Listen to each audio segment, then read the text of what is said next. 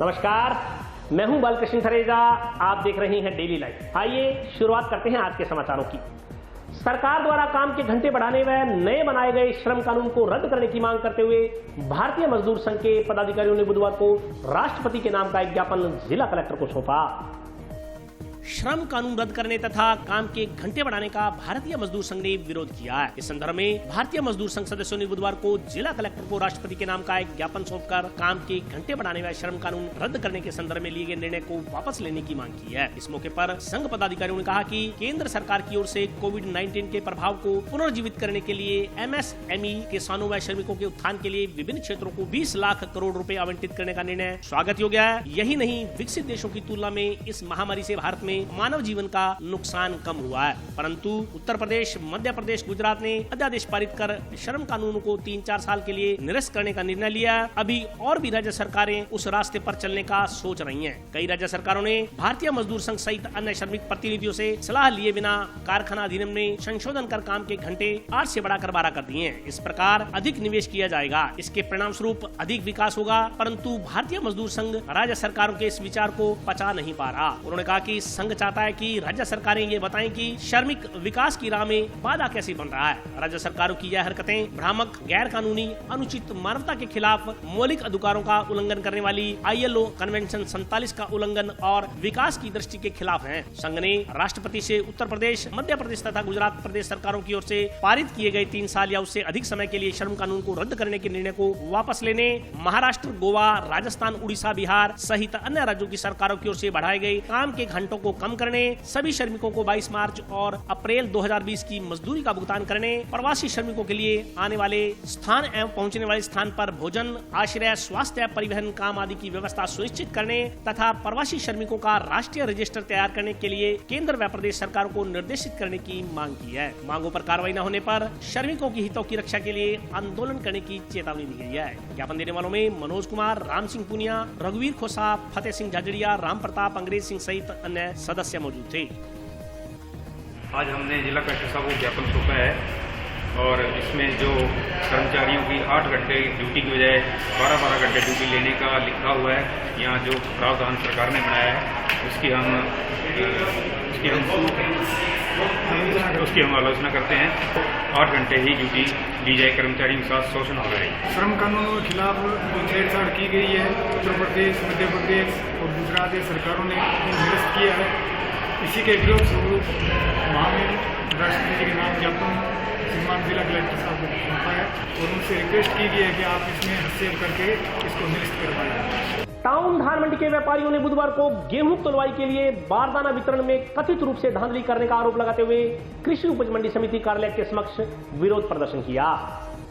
ठेकेदार की गुंडागर्दी नहीं चलेगी, नहीं चलेगी। ठेकेदार की गुंडागर्दी नहीं चलेगी, नहीं चलेगी। FCI वालों की गुंडागर्दी नहीं चलेगी, नहीं चलेगी। गेहूं की तुलाई के थैलों के वितरण में कथित रूप से धांधली का आरोप लगाते हुए ठेकेदार द्वारा भेदभावपूर्ण रवैया करने के विरोध में टाउन धान मंडी के व्यापारियों ने बुधवार को कृषि उपज मंडी समिति कार्यालय के समक्ष विरोध प्रदर्शन किया। व्यापारियों ने बताया कि FCI द्वारा किसानों के गेहूं की तुलवाई के लिए 9.5 लाख बैग वितरित किए गए थे। कृषि उपज मंडी समिति व फूड मर्चेंट एसोसिएशन द्वारा करीब 7,25,000 से लेकर 7,50,000 बैगों के वितरण के लिए 3 चरणों में सूची बनाकर ठेकेदार के सुपुर्द की गई थी। व्यापारियों का आरोप है कि ठेकेदार व मंडी समिति के अधिकारियों की मिलीभगत के चलते चहेती फर्मों को ज्यादा थैले वितरित किए जा रहे हैं, जबकि अन्य जरूरतमंद व्यापारियों को जरूरत के अनुसार भी गेहूं तुलवाई के लिए थैले नहीं दिए जा रहे।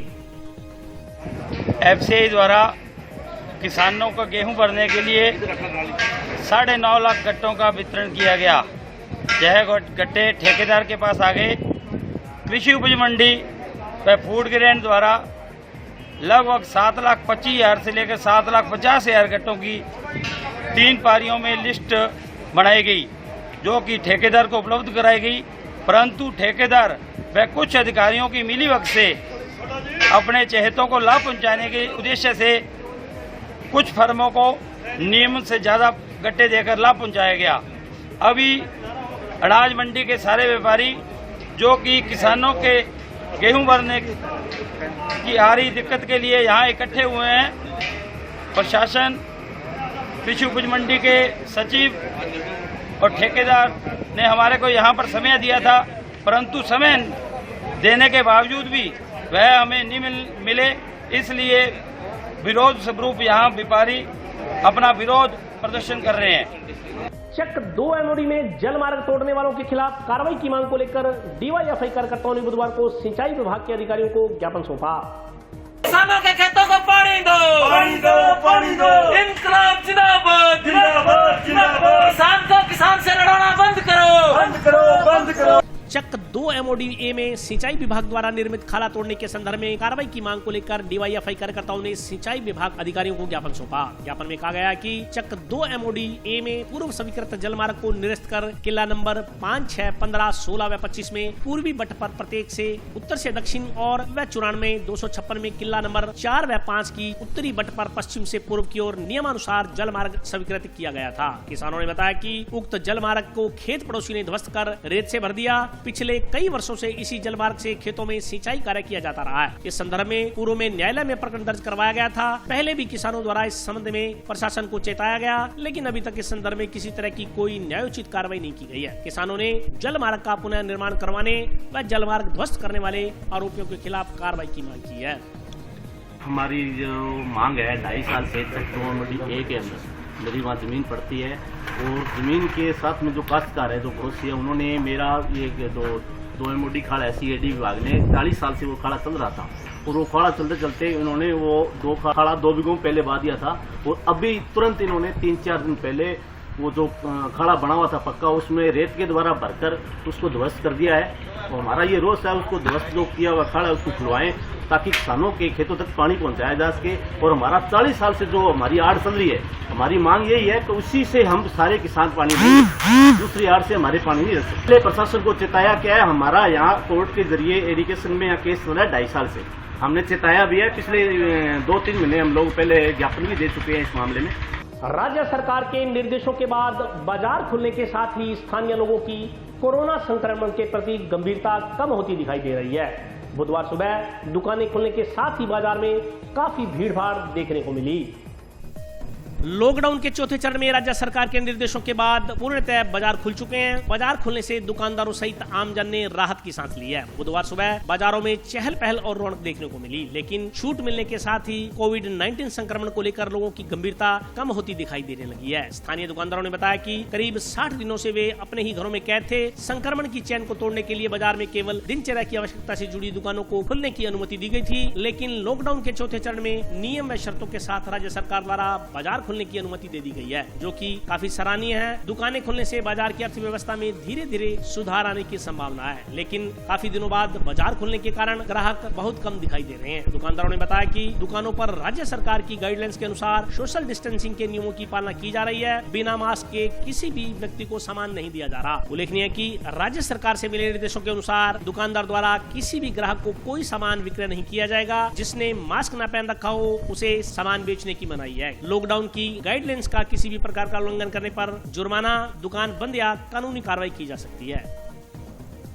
लगभग 2 महीने से कोरोना के वजह से मार्केट बंद थी और आज मुख्यमंत्री के आदेश अनुसार पहला दिन है कि मार्केट आज खुली है, तो बहुत ही बढ़िया महसूस हो रहा है कि आज 2 महीने बाद हम लोग दुकान में आए हैं। 2 महीने से पूरा जो काम धंधा वो बिल्कुल ठप था।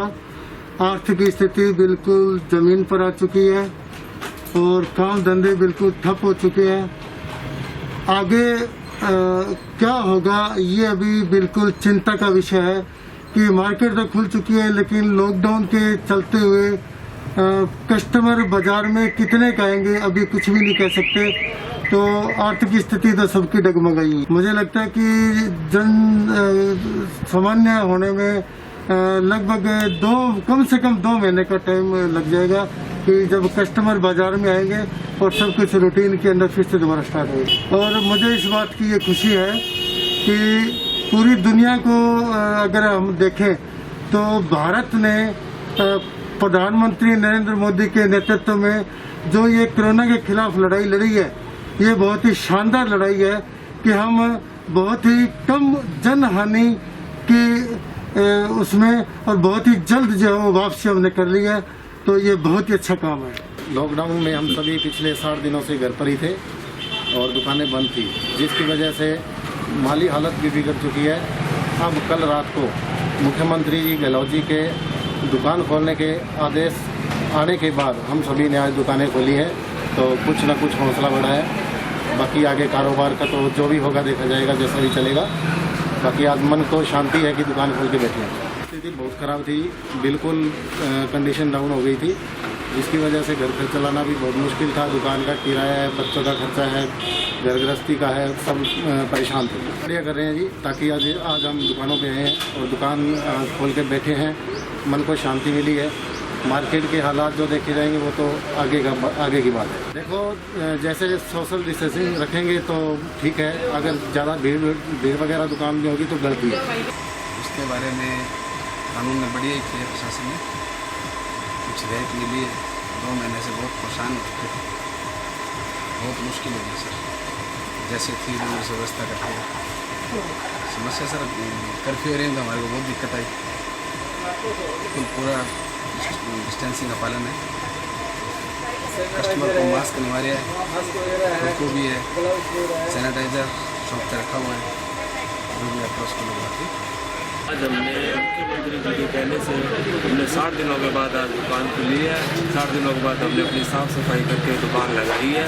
दुकान लगाने के बाद हमारी आर्थिक स्थिति अच्छी बनी रहे, तो बहुत फ़र्क पड़ा है। हमारी आर्थिक स्थिति डाउन हो चुकी है, हमें बहुत फ़र्क पड़ा है। और आज हम 60 दिनों के बाद दुकान खोल के साफ़ सफाई करके बैठे हैं। हमें पटरी पे आने पर बहुत टाइम लगेगा, थोड़ा धीरे धीरे करके आर्थिक स्थिति हमारी सुधर जाएगी। सुरक्षा की दृष्टि से देखें तो सोशल डिस्टेंसिंग बनाए रखें और बाज़ार धीरे धीरे करके खोलना चाहिए और मास्क लगा के रखें। अपनी सुरक्षा खुद के हाथों में। पंचायत समिति अधिकारियों व कर्मचारियों ने बुधवार को कोरोना की रोकथाम के लिए प्रदेश स्तरीय वीडियो कॉन्फ्रेंसिंग में भाग लिया। इस दौरान मुख्यमंत्री ने कोरोना से बचाव के लिए आवश्यक दिशा निर्देश जारी किए। प्रदेश में कोरोना संक्रमण की रोकथाम के लिए मुख्यमंत्री द्वारा की जा रही वीडियो कॉन्फ्रेंसिंग में पंचायत समिति अधिकारियों व कर्मचारियों ने भाग लिया। पंचायत समिति के विकास अधिकारी राधे राम रेवाड़ ने बताया कि मुख्यमंत्री द्वारा कोविड-19 संक्रमण के चलते ग्राम पंचायतों में क्वारंटाइन सेंटर्स निर्धारित करने के निर्देश दिए गए हैं। जिलों में बाहर से आने वाले प्रवासियों को मेडिकल स्क्रीनिंग के बाद 14 दिन के लिए क्वारंटाइन किया जाएगा। इसके लिए ग्राम पंचायतों में राजकीय विद्यालयों को आइसोलेशन सेंटर में तब्दील किया गया। इन सेंटर्स पर व्यवस्थाएं सुनिश्चित करने का दायित्व पंचायत प्रशासन अधिकारियों में ग्राम सेवकों का होगा। इसके अलावा वीडियो कॉन्फ्रेंसिंग में मनरेगा के तहत प्रत्येक ग्राम पंचायत में 500 श्रमिकों को काम देने के निर्देश दिए गए हैं। आज माननीय मुख्यमंत्री की अध्यक्षता में इसी कार्य किया जा रहा है, जिसमें बाहर से आने वाले प्रवासी उनको जैसे आने के बाद उनको चेकिंग करके और उनको क्वारंटाइन करना है। और उनकी जैसे की रहने की व्यवस्था नहीं हो तो उनको जैसे ग्रामीण क्षेत्र में सीनियर स्कूल है उनमें उनको रखने की व्यवस्था करें। और उनको दायित्व ये देनी है कि वो अपने घर पे दें जब तक उनका 14 दिन का क्वारंटाइन टाइम है, जिससे दूसरे के संपर्क में नहीं आए। इसके साथ साथ में महानरेगा योजना के तहत ग्रामीण क्षेत्र में लोगों को रोजगार देने के लिए उनको प्रत्येक पंचायत में हम 500 प्रति ग्राम पंचायत के हिसाब से कम लेबर लगाने की तैयारी कर रहे हैं, जिससे आने वाले समय में मनरेगा योजना के तहत लोगों को रोजगार मिल सके, वो अपने जीवन यापन कर सके। ग्राम पंचायत 10 व 11 केएसपी के ग्रामीणों ने गांव के राजकीय विद्यालय की 4 दीवारी के अंदर हो रहे कथित अवैध निर्माण कार्य को रुकवाने की मांग को लेकर जिला कलेक्टर को ज्ञापन सौंपा। विद्यालय की 4 दीवारी के अंदर हो रहे कथित अवैध निर्माण को रुकवाने की मांग को लेकर चक 10-11 केएसपी के ग्रामीणों ने बुधवार को जिला कलेक्टर को ज्ञापन सौंपा। माकपा सचिव रघुवीर वर्मा के नेतृत्व में सौंपे गए ज्ञापन में बताया गया कि हनुमानगढ़ तहसील की ग्राम पंचायत भुनावाली ढानी के अधीन आने वाले 10-11 केएसपी में BK 159 अध्यक्ष के लिए राजकीय उच्च प्राथमिक विद्यालय में कार्यालय का निर्माण कार्य चल रहा है। इसमें विद्यालय की जगह का अधिग्रहण हो रहा है। इस निर्माण कार्य पर ग्रामीणों को आपत्ति है। राजकीय विद्यालयों में अध्यक्ष पद के लिए कार्यालय का निर्माण कार्य नहीं कर सकते। यदि निर्माण कार्य होता है तो यह गैर कानूनी है। यदि यह कार्यालय विद्यालय में बनता है तो गांव के विद्यालय में विद्यार्थियों का अध्यापन कार्य बाधित होगा, क्योंकि इस कार्यालय में गांव के लोगों का आना जाना होगा। इसके साथ एक प्रमुख समस्या यह भी है कि यह कार्यालय आंगनबाड़ी से सिर्फ 10 मीटर की दूरी पर बन रहा है। ग्रामीणों ने इन समस्याओं व विद्यार्थियों के भविष्य को ध्यान में रखते हुए इस कार्यालय का निर्माण कार्य रुकवाने की मांग की है। कार्य नहीं रोकने पर लॉकडाउन के बीच आंदोलन करने की चेतावनी दी गई है। इस मौके पर रघुवीर वर्मा, सरजीत सिंह चेतराम, पालाराम, राकेश कुमार सहित अन्य माकपा कार्यकर्ता मौजूद थे।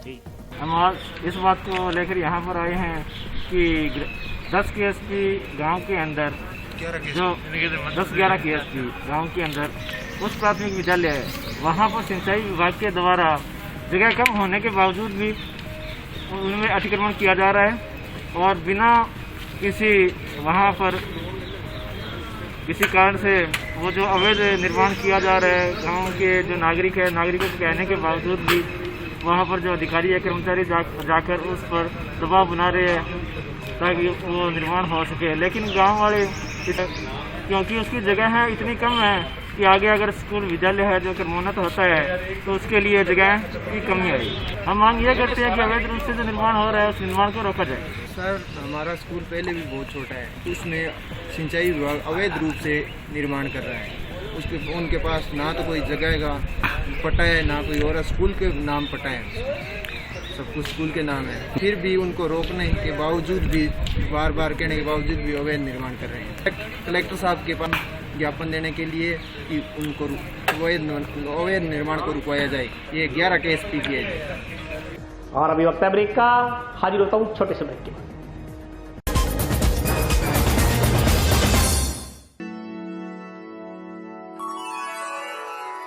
यूं तो कई बार मुझे हंसते देखा है, पर ये हंसी कुछ और है। ये गहना मुझ पर जचता है, पर ये महज एक गहना नहीं, ये रूपरेखा है मेरे मन की, हंसती खिलखिलाती लहरों की, जो आतुर थी अब तक मुझ पर सजने को। इसलिए ये गहना ही मेरा सच्चा श्रृंगार है, श्रृंगार है, श्रृंगार है।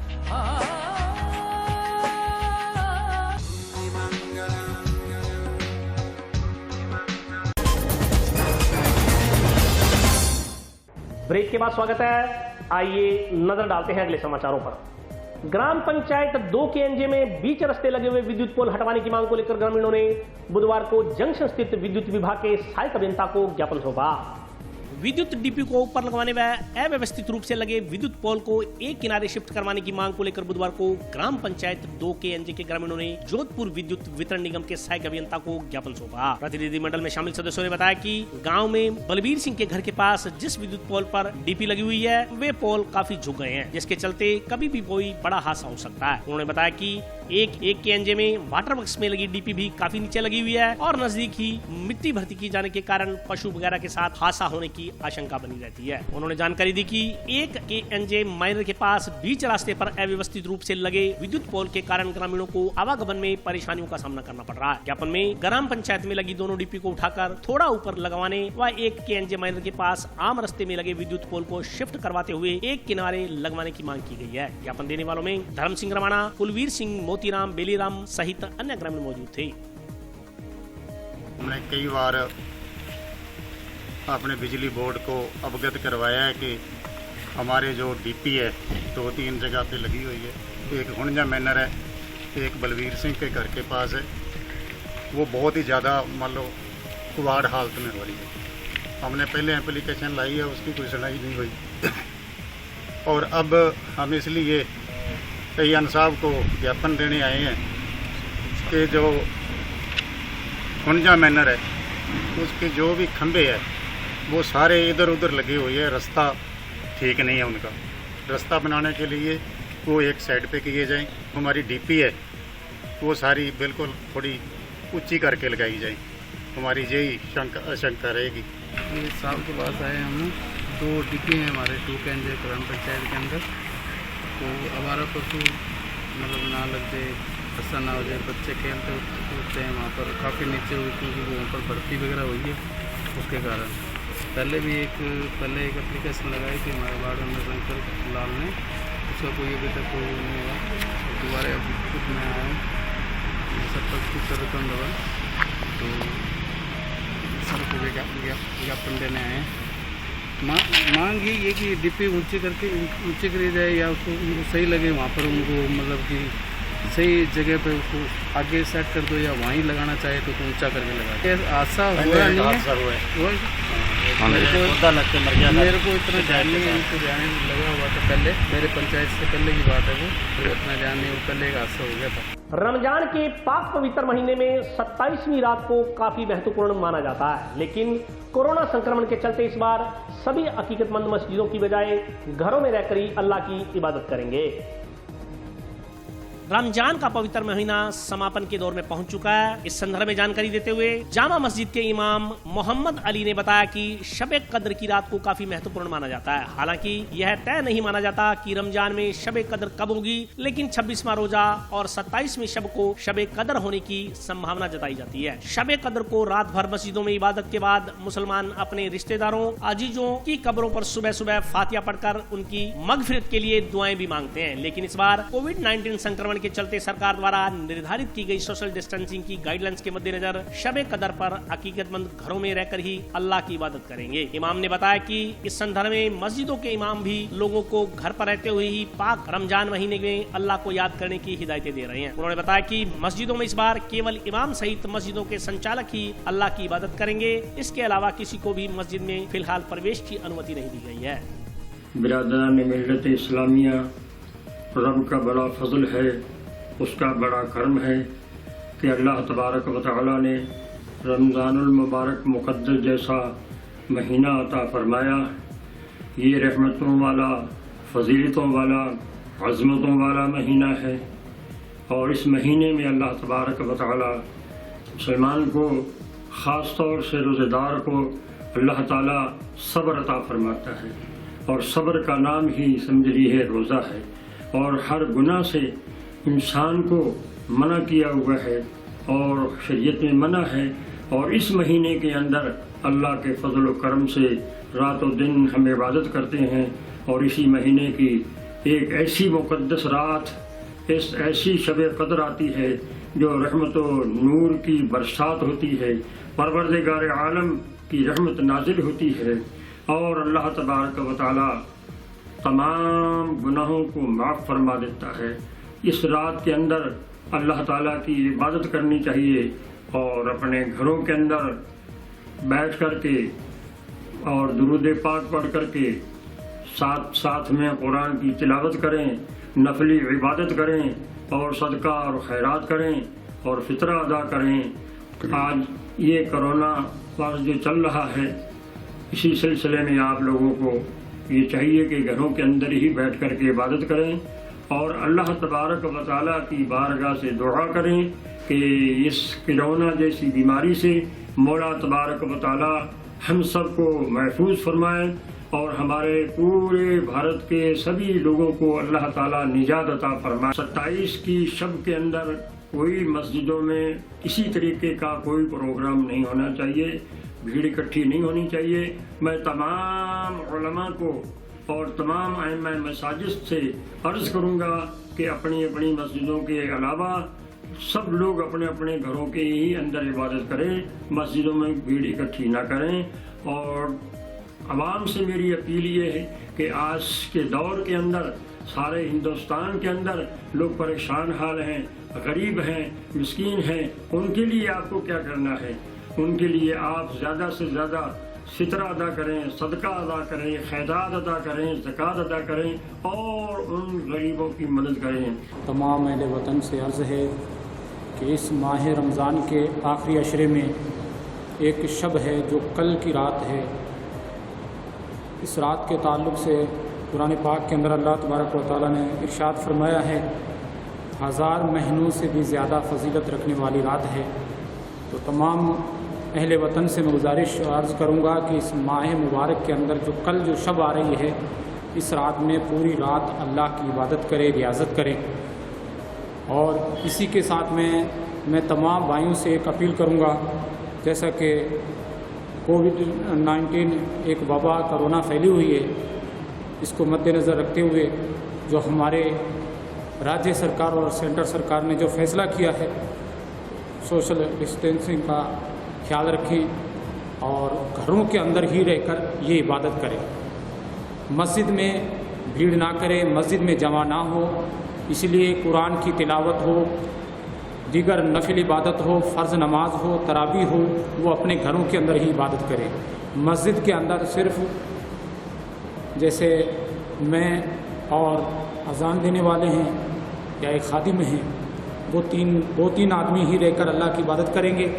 और तमाम लोगों से गुजारिश है कि इस बीमारी को देखते हुए सरकार ने जो फैसला लिया है इसका पालन करें और इस रात को अपने लापरवाही से जाने ना दें। लॉयंस क्लब पदाधिकारियों ने बुधवार को टाउन थाना कर्मचारियों को फेस शील्ड व वॉशेबल मास्क वितरित किए।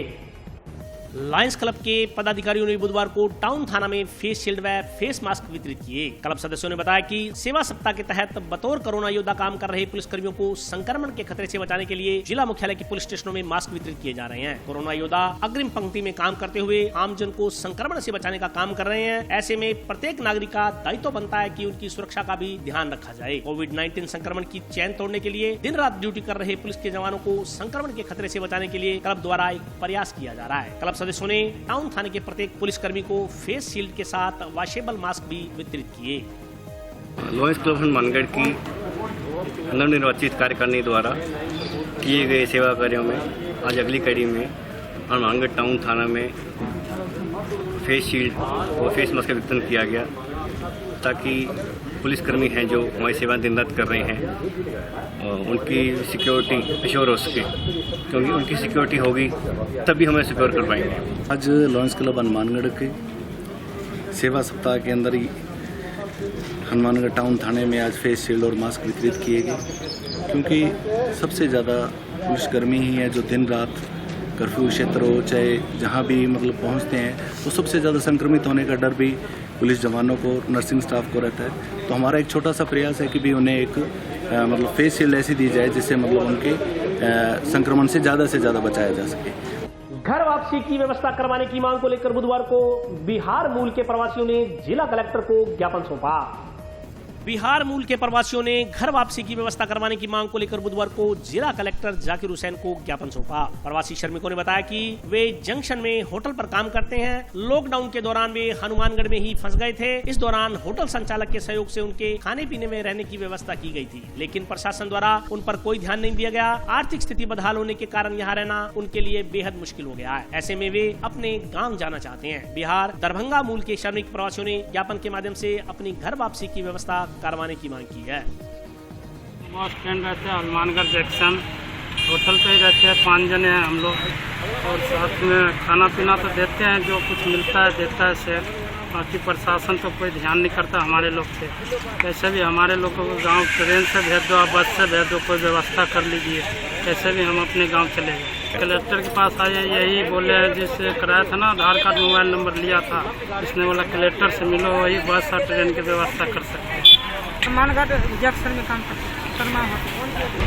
डीएम के पास आए हैं, कुछ आधार कार्ड बनाए हैं तो उनको फोन नहीं किया था, इसी द्वारा आए थे हम लोग दरभंगा जिला।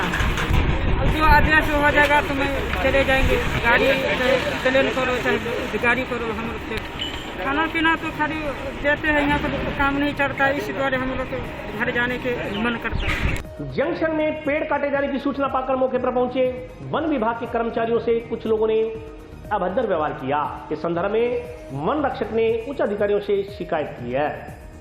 जंक्शन के सेक्टर 12 में रेलवे लाइन के नजदीक पेड़ काटने की सूचना पाकर मौके पर पहुंची वन विभाग की टीम के साथ स्थानीय लोगों ने अभद्र व्यवहार किया। वन विभाग की टीम में शामिल वन रक्षक मोनिका ने बताया कि आज सुबह उन्हें सेक्टर 12 से पेड़ काटने की सूचना मिली थी। जब वे कार्रवाई के लिए मौके पर पहुंचे तो स्थानीय लोगों ने पूछताछ के दौरान उनके साथ अभद्र व्यवहार करते हुए गाली गलौज की। वन रक्षक मोनिका ने बताया कि पर्यावरण संरक्षण के लिए वन विभाग पूर्णतः कटिबद्ध है। स्थानीय लोगों को पर्यावरण संरक्षण के लिए वन विभाग द्वारा जागरूक करने के लगातार प्रयास किए जा रहे हैं। ऐसे में वनों की रक्षा के लिए जब वन विभाग की टीम आमजन से पूछताछ करती है तो उनके साथ अभद्र व्यवहार किया जाना निंदनीय है। फिलहाल वन विभाग की टीम ने पीपल का पेड़ काटे जाने के संदर्भ में पंचनामा तैयार कर रेलवे विभाग को पत्र प्रेषित किया है। आगामी कार्रवाई रेलवे विभाग द्वारा की जाएगी।